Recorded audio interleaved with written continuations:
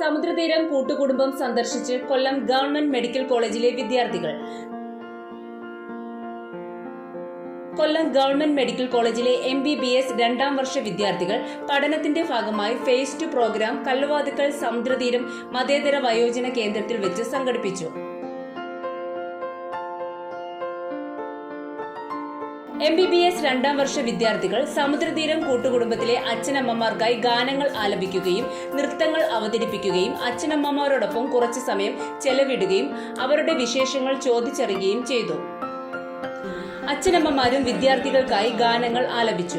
Community medicine assistant professor Nisha PL, Samudratheeram chairman റോൾ Singh M തുടങ്ങിയവർ സംസാരിച്ചു. Medical social worker Manish S, 2ാം വർഷ കമ്മ്യൂണിറ്റി മെഡിസിൻ PG വിദ്യാർത്ഥിനി രഞ്ജിത, സമുദ്രതീരം പ്രസിഡന്റ് ശരചന്ദ്ര പിള്ള, സമുദ്രതീരം PRO ശശിധരൻ പിള്ള തുടങ്ങിയവർ പങ്കെടുത്തു. അവസാന വേളയിൽ വിദ്യാർത്ഥികൾ ഇവിടുന്ന് നേടിയെടുത്ത അനുഭവ പാഠങ്ങൾ ഈ കൂട്ടായ്മയിൽ പങ്കുവച്ചു. Samudra library arts and sports club secretary Sreekantan Nair നന്ദി പറഞ്ഞു. സമുദ്രതീരം കൂട്ടുകുടുംബത്തിന്റെ സ്നേഹോപഹാരവും ഏറ്റുവാങ്ങി അവർ സമുദ്രതീരത്തു നിന്നും മടങ്ങി. പാരിപ്പള്ളി മെഡിക്കൽ കോളേജിലെ MBBSലെ 2ാം വർഷ വിദ്യാർത്ഥികളും അധ്യാപകർ ഉൾപ്പെടെയാണ് നമ്മുടെ കുടുംബം സന്ദർശിച്ചിരിക്കുന്നത്. വർഷക്കാലം ഞാൻ ഗുജറാത്തിലായിരുന്നു. ഗുജറാത്തിൻ്റെ എല്ലാ മേഖലയിലും എനിക്ക് പോവേണ്ട സാഹചര്യം ഉണ്ടായി. അന്ന് അവിടെ ഒരു സൈക്കിളാണ്. 100 കിലോമീറ്റർ സൈക്കിൾ ചവിട്ടിയാലും ക്ഷീണിക്കത്തില്ല. ഇവിടുത്തെ കണക്കുള്ള റോഡല്ല, കയറ്റമില്ല, നിരന്ന റോഡാണ്. ഞാനങ്ങനെ എനിക്ക് ശമ്പളം എന്ന് പറഞ്ഞാൽ ഒരു ദിവസം കിട്ടുന്ന 40 രൂപയാണ് ശമ്പളം. ആഹാരം ഉണ്ടാക്കി കഴിച്ചാൽ 50 രൂപ ചിലവാണ്.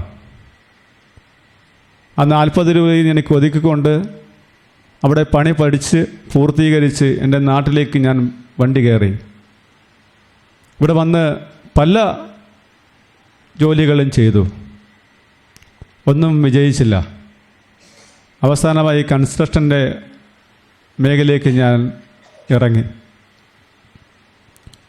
ഇന്ന് ഞാൻ ഏതാണ്ട് 1000-ൽ പരം വീടുകൾ എനിക്ക് ചെയ്തു കൊടുക്കുവാൻ കഴിഞ്ഞു. എൻ്റെ സൈറ്റിലൊരു സൂപ്പർവൈസറോ എഞ്ചിനീയറോ ഒന്നിനും ഞാൻ നിർത്തിയിട്ടില്ല. 10ാം ക്ലാസ് വിദ്യാഭ്യാസമുള്ള ഞാനിന്ന് കോളേജുകളും സ്കൂളുകളും ഷോപ്പിംഗ് മാളുകളും ബാങ്കുകളും എല്ലാം ഈ 1000-ൽ പുറത്ത് കൂടാതെ ഞാൻ പഠിച്ചു കഴിഞ്ഞു. ഇന്നും ഈ മേഖലയിലാണ് എൻ്റെ പ്രവർത്തനം നിൽക്കുന്നത്. അപ്പോഴെനിക്ക് എൻ്റെ ഒരു സ്വപ്നമുണ്ടായിരുന്നു. ഞാൻ നേരത്തെ സൂചിപ്പിച്ചല്ലോ, എൻ്റെ അമ്മയെ പാമ്പ് കടിച്ച് കൊണ്ടുപോകുന്ന സമയത്ത് ഒരു വാഹനത്തിന് വേണ്ടി ഓടിയത്. ഇപ്പം ഞാൻ കൺസ്ട്രക്ഷൻ്റെ പണി ചെയ്ത സമയത്ത് ഞാൻ കുറേ പൈസ സ്വരുക്കൂട്ടി വെച്ചു. അത് 28 ലക്ഷം രൂപയായപ്പോൾ ഞാൻ എൻ്റെ മകളുടെ പേരാണ് സമുദ്രയെന്ന്. സമുദ്ര ചാരിറ്റബിൾ ട്രസ്റ്റിന് ഞാൻ രൂപം കൊടുത്തു. സൗജന്യമായിട്ട് ഒരു ആംബുലൻസ് വാങ്ങിച്ചു. ഒരാളിൻ്റെ കയ്യിൽ നിന്നും പൈസ മേടിക്കാതെ ഇന്നിപ്പം 8 വർഷം കൊണ്ട് സൗജന്യമായിട്ട് ഈ ആംബുലൻസ് സർവീസ് ഈ നാട്ടിലെ ജനങ്ങൾക്ക് വേണ്ടി ഞാൻ വിട്ടുകൊടുത്തിരിക്കുക. അതെൻ്റെ അമ്മയുടെ ഓർമ്മയ്ക്ക് വേണ്ടിയാണ്. അമ്മയ്ക്ക് അങ്ങനെ ഒരു സംഭവം സംഭവിച്ചത് കൊണ്ടാണ്.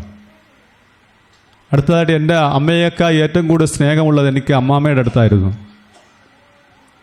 ജന്മന ഒരാളിന് കണ്ണിൻ്റെ കാഴ്ചയില്ലെങ്കിൽ പ്രശ്നമില്ല.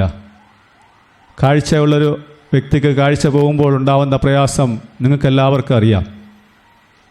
എൻ്റെ അമ്മാമ്മയ്ക്ക് അവസാനം കണ്ണിൻ്റെ കാഴ്ചയില്ലായിരുന്നു. 8 വർഷത്തിന് മുമ്പ് തുടങ്ങിയ നേത്ര ചികിത്സാ ക്യാമ്പ് എല്ലാ മാസവും അവസാനത്തെ ഞായറാഴ്ച ഞാൻ വലിയൊരു സ്കൂളിൽ വെച്ച് നടത്തുകയാണ്. 3 ജില്ലയിലെ ആളുകൾ വന്നു പോകുന്നു. ഇന്ന് കഴിഞ്ഞ മാസവും നടത്തിയ ഓപ്പറേഷൻ 265 ഓപ്പറേഷനാണ് സൗജന്യമായിട്ട് ചെയ്തു കൊടുക്കാൻ കഴിഞ്ഞത്. 1000-ൽ പുറത്ത് ആളുകളാണ് ഈ ക്യാമ്പിൽ വന്നു പോകുന്നത്. അങ്ങനെ അതിൻ്റെ പ്രവർത്തനവും നടന്നു വരുന്നു. അപ്പോഴാണ് എനിക്ക് എൻ്റെ ഒരു സുഹൃത്തിന് അച്ഛന് കല്ലുവാക് ജംഗ്ഷൻ വെച്ച് വാഹനം ഇടിക്കുന്നത്. എൻ്റെ സുഹൃത്ത് വിളിച്ച് പറഞ്ഞു, അച്ഛനെ വാഹനം ഇടിച്ചു, എത്രയും പെട്ടെന്നൊരു വാഹനം വേണം. ഞാൻ തന്നെയാണ് ആംബുലൻസ് എടുത്തുകൊണ്ട് പോയത്. ആംബുലൻസ് എടുത്തുകൊണ്ട് ചെന്നപ്പോൾ ബ്ലഡിൽ കുളിച്ച് കിടക്കുക. പാരിപ്പള്ളി മെഡിക്കൽ കോളേജ് കൊണ്ട് ചെന്നപ്പോൾ അവിടുന്ന് റെഫർ ചെയ്തു, തിരുവനന്തപുരത്തേക്ക് പോകണം അത്യാവശ്യം. ഈ വസ്ത്രം മാറുവാനും ഒരു സംവിധാനവുമില്ല. കടകളെല്ലാം അടച്ചിരിക്കുകയാണ്. ഞാൻ വന്ന് തിരികെ എൻ്റെ വീട്ടിൽ വന്നു ഡ്രസ്സും എടുത്തുകൊണ്ട് കൊണ്ടുപോയി ആ അച്ഛന് വസ്ത്രം മാറി തിരുവനന്തപുരം മെഡിക്കൽ കോളേജിലേക്ക് കൊണ്ടുപോയി. അങ്ങനെയാണ് നിങ്ങൾ പഠിക്കുന്ന പാരിപ്പള്ളി മെഡിക്കൽ കോളേജിൻ്റെ കാഷ്വാലിറ്റിയിൽ സമുദ്രയുടെ അലമാര സ്ഥാപിച്ചിട്ടുണ്ട്. ഒരാൾ ആക്സിഡൻ്റായി സംഭവിച്ചാലോ ഒരാൾ മരണപ്പെട്ടാലോ അവർക്കുള്ള പുതിയ വസ്ത്രങ്ങൾ ഞാൻ അലമാരയിലേക്ക് നിറച്ചുകൊണ്ടിരിക്കുകയാണ്. ഇത്തരം കാര്യങ്ങൾ ചെയ്യുന്നത് എനിക്ക് സമ്പത്തുണ്ടായിട്ടല്ല, എൻ്റെ ജീവിതത്തിൻ്റെ അനുഭവം കൊണ്ടാണ് ഞാൻ ഇത്തരം കാര്യങ്ങൾ ചെയ്യുന്നത്. ഞാൻ നേരത്തെ പറഞ്ഞല്ലോ, എൻ്റെ അച്ഛൻ 6 മാസമുള്ളപ്പോൾ എന്നെ ഉപേക്ഷിച്ച് പോയപ്പോൾ എനിക്ക് അറിവായ സമയങ്ങളിലെല്ലാം ഞാൻ വയോജന കേന്ദ്രവുമായി ബന്ധപ്പെട്ട് പ്രവർത്തിക്കുമായിരുന്നു. കേരളത്തിൻ്റെ അങ്ങോളം ഇങ്ങോളം ഓടുമ്പോഴും ഇതെല്ലാം ഒരു ബിസിനസ്സാണ്, ഒരു തട്ടിപ്പാണെന്ന് മനസ്സിലാക്കിയപ്പോൾ എനിക്കെൻ്റെ വീട്ടിൽ തന്നെ ഒരു വയോജന കേന്ദ്രം കെട്ടിപ്പടുത്തണമെന്ന് ഞാൻ ആഗ്രഹിച്ചു. അങ്ങനെയാണ് ഈ വയോജന കേന്ദ്രം ഞാൻ കെട്ടിപ്പടുത്തിയത്. വയോജന കേന്ദ്രം കെട്ടിപ്പടുത്തിട്ട് ഏതാണ്ട് 5 വർഷം പിന്നിടുകയാണ്. ഈ 5 വർഷം കഴിഞ്ഞ് എത്തുമ്പോഴും അടുത്തൊരു നിയമം കൊണ്ടുവന്നു. ഇവിടെ സ്ത്രീകളും പുരുഷന്മാരും ഒരുമിച്ച് താമസിക്കണ്ട എന്നൊരു നിയമം കൂടി എനിക്ക് നടപ്പിലാക്കേണ്ട സാഹചര്യം വന്നു. അപ്പം ഞാൻ മനസ്സ് തളർന്നില്ല. ഈ വരുന്നതാണ് എൻ്റെ അമ്മ. അപ്പോൾ ഞാനിത് 2 മാറ്റണമെന്ന് പറഞ്ഞപ്പോൾ ജനങ്ങൾ ഇത് കാര്യങ്ങൾ അറിഞ്ഞു. അപ്പോൾ ജനങ്ങൾ എന്നെ വിളിച്ചിട്ട് പറഞ്ഞു, ഞങ്ങൾ കൂടെയുണ്ട്, ധൈര്യമായിട്ട് മുൻപോട്ട് പൊക്കോളാൻ പറഞ്ഞു. ജനങ്ങൾ ചോദിച്ചു, എത്ര ലക്ഷം രൂപയാണെന്ന് ചോദിച്ചു ഒരു റൂമിന്. ഞാൻ പറഞ്ഞു, നിങ്ങൾ 2 ലക്ഷം രൂപ തന്നാൽ മതി, ബാക്കി ഞാൻ എടുക്കാമെന്ന് പറഞ്ഞു. ഒരു ദിവസം കൊണ്ട് തന്നെ 11 റൂമും ജനങ്ങൾ ബുക്ക് ചെയ്തു. 2 ലക്ഷം രൂപ വെച്ചാണ്. അപ്പോൾ വീണ്ടും ആളുകൾ നിൽക്കുക 2ാമത്തെ നിലയ്ക്ക് വേണ്ടി. അപ്പോൾ 2ാമത്തെ നിലയിൽ പ്ലാനും വരച്ചു. ഏതാണ്ട് 3.5 കോടി രൂപ അതിന് ചിലവ് വരും. ഇപ്പോൾ ജനങ്ങൾ ഒരു 50 ലക്ഷം രൂപയും ബാക്കി 3 കോടി രൂപ ഞാനുമായിട്ട് ഏതാണ്ട് അവസാന പണി പൂർത്തീകരിച്ചുകൊണ്ടിരിക്കുകയാണ്. ഇനി ലിഫ്റ്റിൻ്റെ പണിയാണ് ബാലൻസ് ഉള്ളത്. അമ്മമാരിവിടെയും അച്ഛന്മാർ അവിടേക്കും താമസിപ്പിക്കുന്ന ഒരു വലിയ ബഹുനില മന്ദിരത്തിന് പണി പൂർത്തീകരിച്ചുകൊണ്ടിരിക്കുകയാണ്. അത് ഉടൻ തന്നെ അതിൻ്റെ ഓപ്പണിംഗ് ഉണ്ടാവും. ഞാൻ ഡോക്ടർ പറഞ്ഞുകൊണ്ട് മാത്രമാണ് ഞാൻ കുറച്ച് കാര്യം സൂചിപ്പിച്ചത്. അപ്പോൾ നിങ്ങളിവിടെ വന്നെത്തിപ്പെട്ടത് സാധാരണ വയോജന കേന്ദ്രത്തിനപ്പുറം വലിയൊരു കൂട്ടുകുടുംബത്തിലേക്കാണ്. നിങ്ങൾ എന്തിനാണോ വന്നത് ആ കാര്യം പൂർത്തീകരിക്കണം. 49ാമത്തെ സ്കൂളിലെ കോളേജിലെയും കുട്ടികൾ വന്ന് പോയി കഴിഞ്ഞിരിക്കുകയാണ്.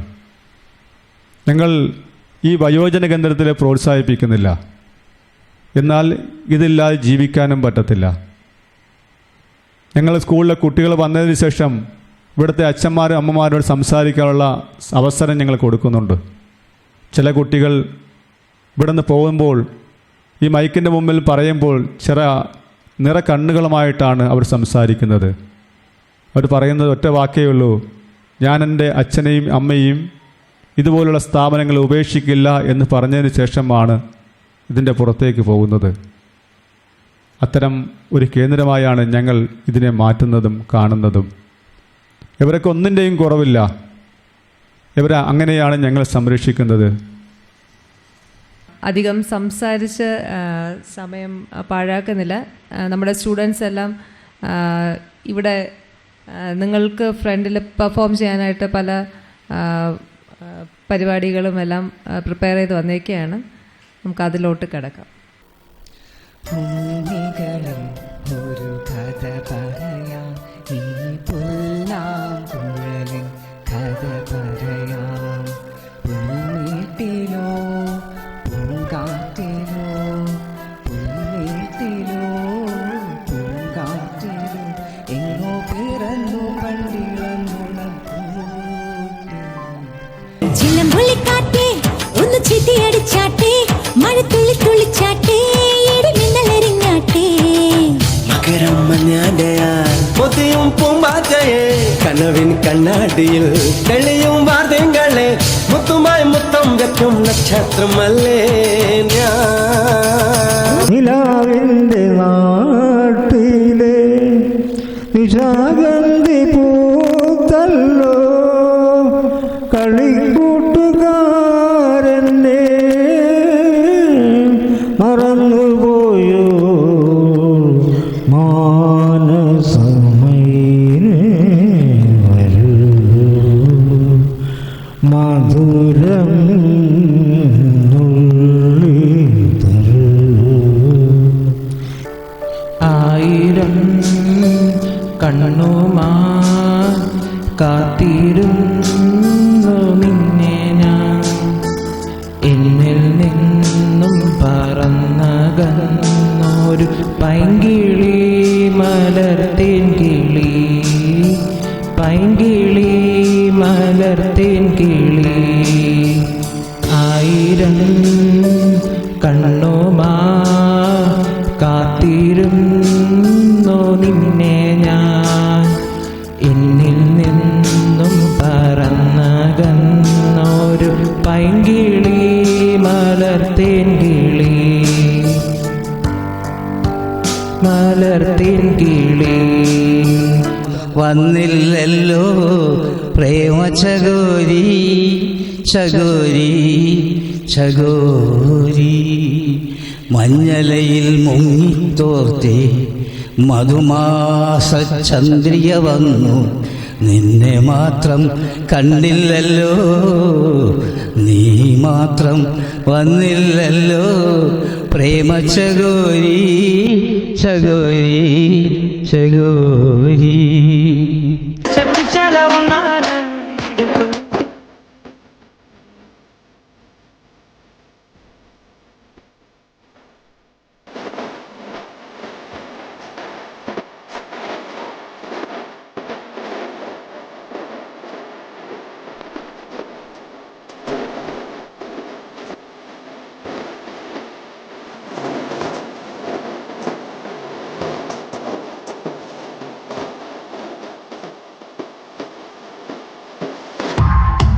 பொன்மகள் வந்தாள் ஒரு கோடி தந்தாள், உண்மையை வாசல் பொங்கும் தேனாக கண்மலர் கொஞ்சம் தனிமொழிய ஆளாக்கினாள் அன்பிலே.